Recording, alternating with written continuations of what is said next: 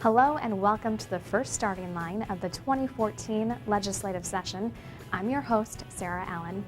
As we did last session, Starting Line will highlight a new bill each week, track it through the legislative process, and let you know if and when it ultimately becomes law. We will sit down with the bill's sponsor to find out how the bill would affect you and what the bill does. This week, to kick off Starting Line for 2014, we want to feature a bill that fits in to what Governor Mark Dayton has deemed this year to be the unsession, a description of his priority to see this session do away with redundant laws and to make government more efficient. During the interim, the Legislative Commission on Planning and Fiscal Policy reviewed advisory commissions and groups of the executive branch of government to see if they were still filling a useful purpose. Representative Diane Loeffler, a DFLer from Minneapolis, serves on the commission and carries the bill that has all of the commission's recommendations to repeal or update the advisory groups. Thank you, Representative Loeffler, for joining us today and talking about your bill, House File 1863. Can you describe your bill in more detail? The bill that I have introduced has all the recommendations of the Legislative Commission on Planning and Fiscal Policy. So it has the changes to the 37 groups where we've recommended repeal, the updating of other groups, but they're in all different areas. Some are dealing with health and human services, some are dealing with education, some are dealing with the environment or transportation. And then what we have done is broken that big bill into a series of smaller bills by topic, so that the small bill that deals with the education advisory committees will go to the education committee. The health and human services bill will come to the health and human services policy committee. Those committees will review our work over the summer and see if they agree, and then bring their recommendations to the government operations committee, where once again it'll be assembled into one bill that'll go to the floor for final consideration.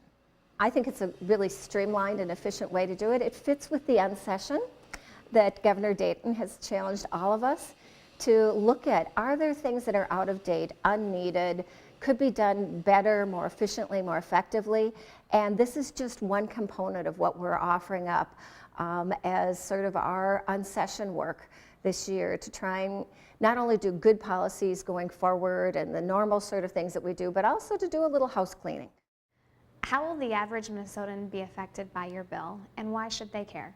Well, I think the average Minnesotan wants to make sure that we are listening to the people impacted by our decisions. So I think they, in general, support us having advisory commissions and task forces so that the real experts in their field, whether it's teachers providing input on education issues, social workers on human service issues, have their say as administrative agencies are putting together rules and proposals and programs.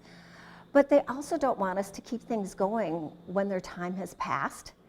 It might be an honor to be appointed to an advisory committee by the governor. At the same time, it's frustrating if you feel like you're not making a difference and you're not sure what the purpose is of that, if it's relevant anymore. Can you tell us the hurdles of getting your bill passed?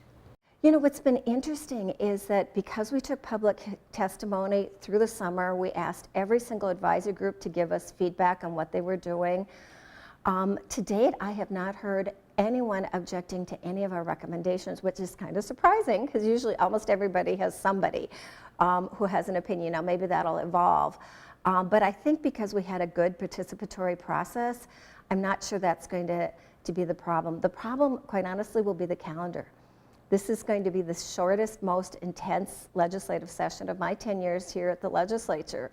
And so getting big, complicated housekeeping bills through committees that are charged with lots of really serious, complicated issues in short time frames, that's our challenge. But I think we're going to do it.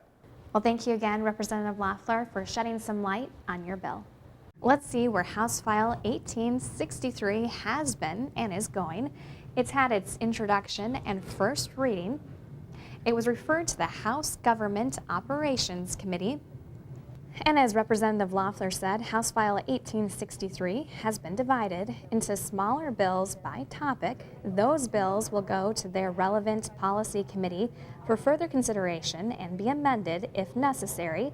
Then those bills will come back to the Government Operations Committee, where they will be amended back into House File 1863.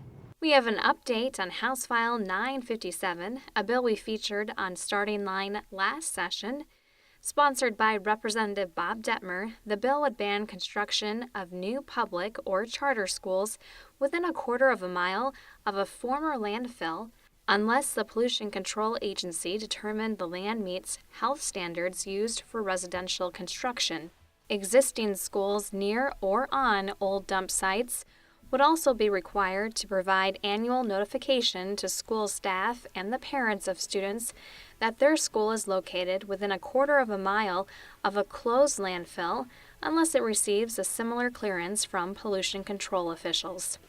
Representative Detmer presented the bill to the House Environment and Natural Resources Policy Committee during an informational hearing on January 28th.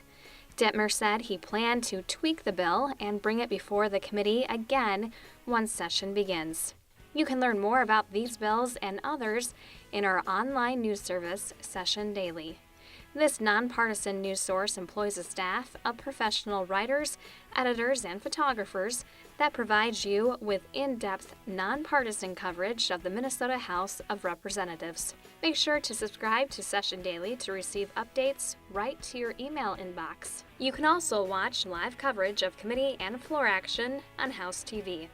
Coming up next week, Starting Line will feature a different bill and look to see if there's been any movement on Representative Loeffler's bill.